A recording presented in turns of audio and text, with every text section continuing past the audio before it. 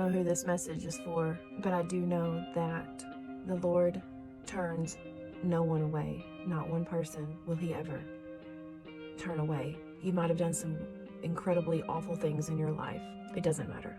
It doesn't matter. Ezekiel 18.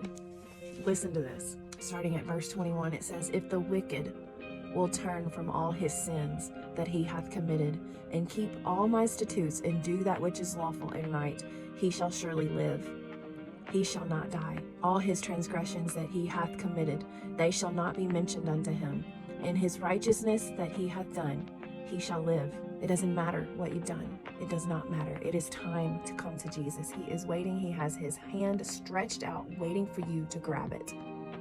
I don't know what's holding you back, but it's time to come home. It is time to come home. You see the world around you right now and how dark it is getting. All these things coming to pass. The Bible speaks about it. It's all in the Bible. It's time. It's time to come home. Seek the Lord while he may be found. Verse 23 says, "Have I any pleasure at all that the wicked should die, saith the Lord God, and not that he should return from his ways and live?"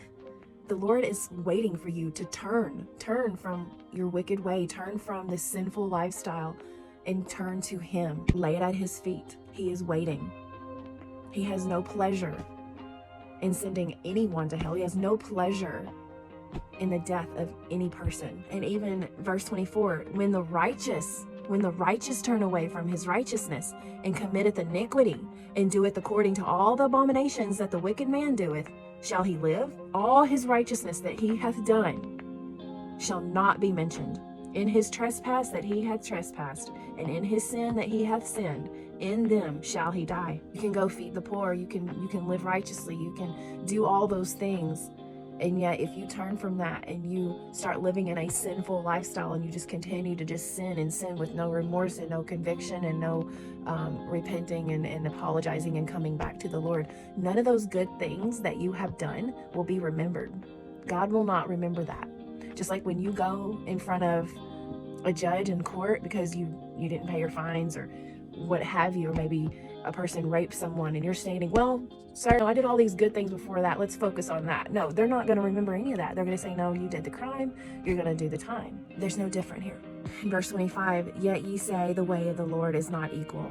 Hear now, O Israel, house of Israel, is not my way equal, and not your ways unequal? When a righteous man turneth away from his righteousness, and commits iniquity, and dieth in them, for his iniquity that he hath done shall he die. And again, when the wicked man turns away from his wickedness that he hath committed, and doeth that which is lawful and right, he shall save his soul alive, because he considereth and turneth away from all his transgressions that he hath committed, he shall surely live." It does not matter what you have done. It literally does not matter. There's not one verse in the Bible that says, "Oh, well, if you did this sin or if you've done that, sorry." No. The Lord forgives all. It's time for you to come home. He loves you. He has prepared a place for us, and it's time. Time is running out.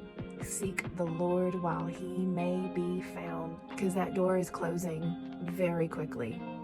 And there will come a time when you will not be able to find Jesus. And I wish that you would see the gravity of the importance of this situation. I mean, do you realize the reason why you were born? You were born, you have breath in your lungs right now because of God. God saw fit to have someone like you on this earth for his glory. He loves you, friend. It's time. It's time to come home. It is time to come home. I pray that you hear my heart, my motive. It is pure. I cannot sit on my hand I cannot sit on my hand and keep this to myself.